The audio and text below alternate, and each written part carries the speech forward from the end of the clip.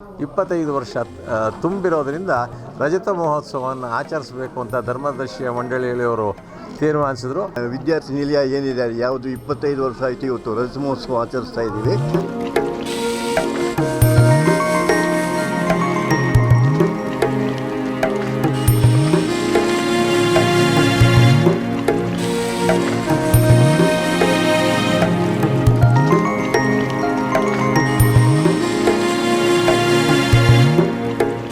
ನನ್ನ ಹೆಸರು ರಾಜಶೇಖರು. ನಾನು BK ಮರಿಯಪ್ಪ ಚಾರಿಟೀಸ್ ಟ್ರಸ್ಟ್ನ ವ್ಯವಸ್ಥಾಪಕ ಧರ್ಮದರ್ಶಿಯಾಗಿ 4 ವರ್ಷದಿಂದ ಮಾಡ್ತಾಯಿದ್ದೀನಿ. ಅದಕ್ಕಿಂತ ಈ 30 ವರ್ಷದಿಂದ ಧರ್ಮದರ್ಶಿಯಾಗಿದ್ದೇನೆ. ಈ ಧರ್ಮ ಸಂಸ್ಥೆಯು 1914ರಲ್ಲಿ ಪ್ರಾರಂಭ ಆಯಿತು. ಪ್ರಾರಂಭ ಆಗಿ ಆ ಹಾಸ್ಟೆಲು 1921ರಲ್ಲಿ ಓಪನ್ ಆಯಿತು.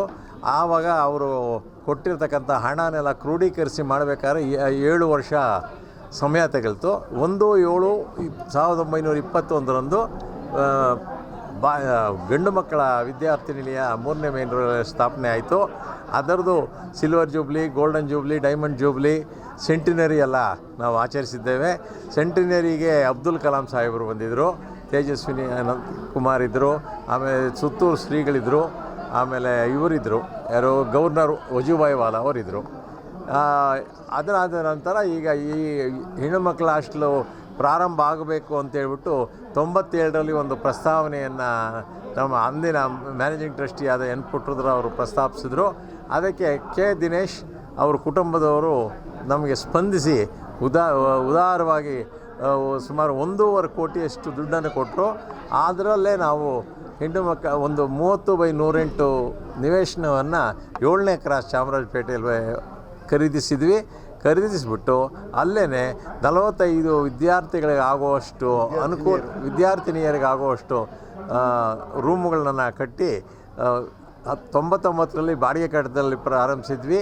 2002ರಲ್ಲಿ ಕಿರಣ್ ಬೇಡಿಯವರಿಂದ ಉದ್ಘಾಟನೆ ಮಾಡಿ ನಮ್ಮ ಸ್ವಂತ ಕಟ್ಟಡದಲ್ಲಿ ನಡ್ತಾಯಿದ್ವಿ. ಅದು ಇಂದಿಗೆ 25 ವರ್ಷ ತುಂಬಿರೋದರಿಂದ ರಜತ ಮಹೋತ್ಸವವನ್ನು ಆಚರಿಸಬೇಕು ಅಂತ ಧರ್ಮದರ್ಶಿಯ ಮಂಡಳಿಯವರು ತೀರ್ಮಾನಿಸಿದ್ರು. ಅದರ ಪ್ರಕಾರ ಇಂದು ಆಚರಣೆ ಮಾಡಿದ್ದಕ್ಕೆ ಅದಕ್ಕೆ ಎಲ್ಲರ ಸಹಕಾರ ಇದೆ. ತಮ್ಮೆಲ್ಲರ ಸಹಕಾರಕ್ಕೆ ಧರ್ಮ ಸಂಸ್ಥೆ ಆಭಾರಿಯಾಗಿದೆ. ಹೆಣ್ಣು ಮಕ್ಕಳ ವಿಶೇಷವಾಗಿ ವಿದ್ಯಾರ್ಥಿನಿಯರ ವಿದ್ಯಾರ್ಥಿ ನಿಲಯ ಏನಿದೆ ಯಾವುದು 25 ವರ್ಷ ಆಯಿತು. ಇವತ್ತು ರಜತ ಮಹೋತ್ಸವ ಆಚರಿಸ್ತಾ ಇದ್ದೀವಿ. ಅದರಲ್ಲಿ ಸುಮಾರು 45 ವಿದ್ಯಾರ್ಥಿನಿಯರು ರಾಜ್ಯದ ಅಲ್ಲದೆ ಇನ್ನೂ ಆಂಧ್ರದ, ತಮಿಳುನಾಡು ಕೂಡ ಬಂದಿದ್ದಾರೆ. ಆಗಲಿಂದ ಈಗಿನವರೆಗೂ 45 ವಿದ್ಯಾರ್ಥಿಗಳು ಇರೋ ಹಾಗೆ ನಾವು ನೋಡ್ಕೊಳ್ತಾ ಇದ್ದೀವಿ.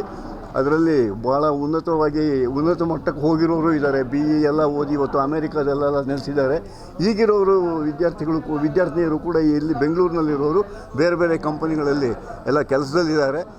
ಅವರು ಕೂಡ ಈ ಕಾರ್ಯಕ್ರಮಕ್ಕೆ ಸ್ಪಂದಿಸಿ ವಿಶೇಷವಾಗಿ ದೇಣಿಗೆಯನ್ನು ಕೊಟ್ಟಿದ್ದಾರೆ.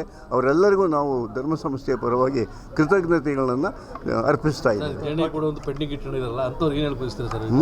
ಈಗ ದೇಣಿಗೆ ಕೂಡ ಒಂದು ಪೆಂಡಿಂಗ್ ಇಟ್ಕೊಂಡು ಕೂತಿದ್ದಾರೆ ಸ್ವಲ್ಪ ಜನ, ಅಂಥವ್ರಿಗೆ ಏನು ಹೇಳಕ್ಕೆ ಬಯಸ್ತಾರೆ? ಒಂಚೂರು ಜಲ್ದಿ ಮಾಡಿ. ಅವರು ಈ ಧರ್ಮ ಸಂಸ್ಥೆಯನ್ನು ನೆನೆಸ್ಕೋಬೇಕು. ಅವರ ಜೀವನದಲ್ಲಿ ಅನ್ನ ಕೊಟ್ಟ ಮನೆ, ಹುಟ್ಟಿದ ಮನೆ, ತವರು ಮನೆ ಅಂದ್ಕೊಂಡು ಅವ್ರ ಕೈನಲ್ಲಾದಷ್ಟು ಏನಾದರೂ ಕೊಡ್ಬೋದು. ನಾವೇನದನ್ನು ಆಗ್ರಹಿಸೋದಿಲ್ಲ. ಅವರಿಗೆ ಮನಃಪೂರ್ವಕವಾಗಿ ಬಂದರೆ ಅದು ಸತ್ಕಾರ್ಯಕ್ಕೆ ನಾವು ಉಪಯೋಗಿಸ್ಕೊಳ್ತೇವೆ.